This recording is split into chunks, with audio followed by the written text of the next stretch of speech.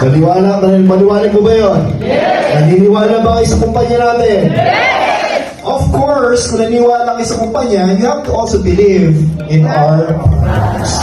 Do you believe that we have the best products in the world? We have amazing products. Napakaganda, hindi lang po updated yan. Marami pa po mga produkto yan.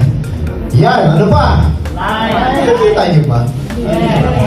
You need to believe in your upline. O ito, sino dito yung mga napag-iwanan ng upline? Taas ang kamay. Iniwan ng upline. Galit po ba kayo sa upline niya? Marami doon, mga sinusumpa yung mga upline. Mga kaibigan, simple lang po yan. Wala man yung upline niya ngayon o hindi, you still need to be grateful. Bakit? Kung hindi naman dahil sa kanila, hindi naman may-introduce sa inyong company.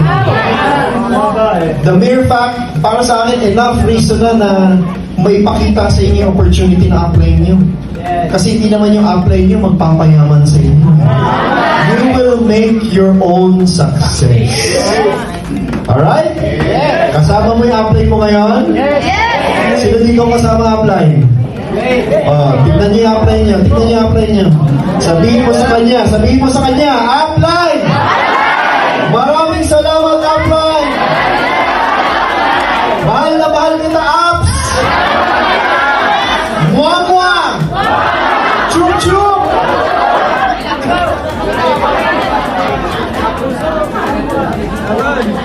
O syempre, maniwala ka naman sa downlines mo.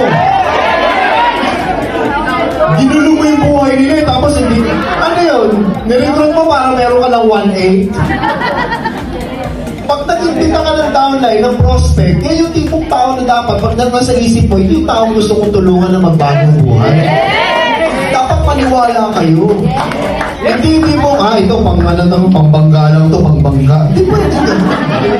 Mahirap yung ganun. Believe in your downlines.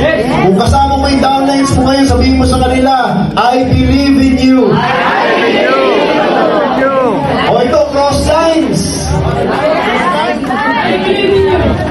Hindi mo wala kang kikitain sa cross line mo, hindi mo natutulungan.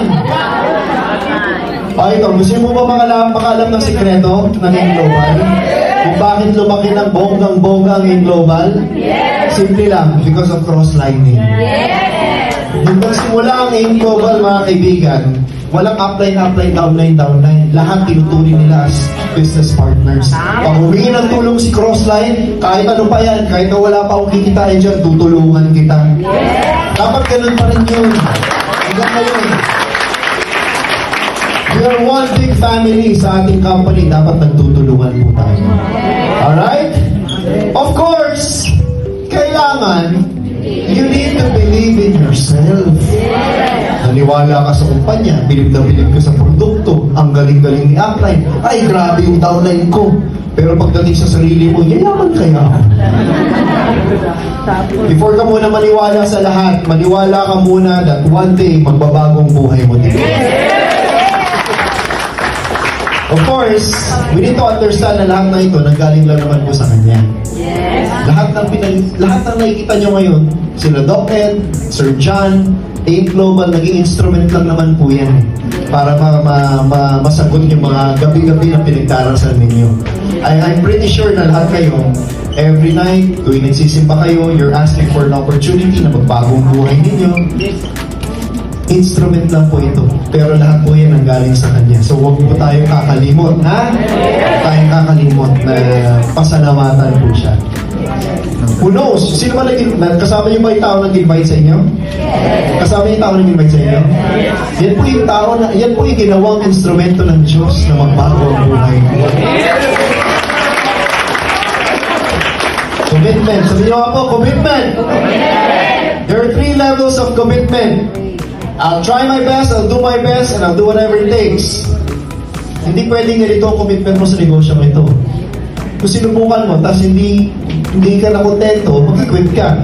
I'll do my best. What if your best isn't good enough? okay, good ka rin. Pero kung ang commitment mo is to do whatever it takes, kahit na gaano kahirap yan, kahit na gaano katagal yan, basta commitment mo is whatever it takes, I'm sure, ang magiging end result mo will always be success.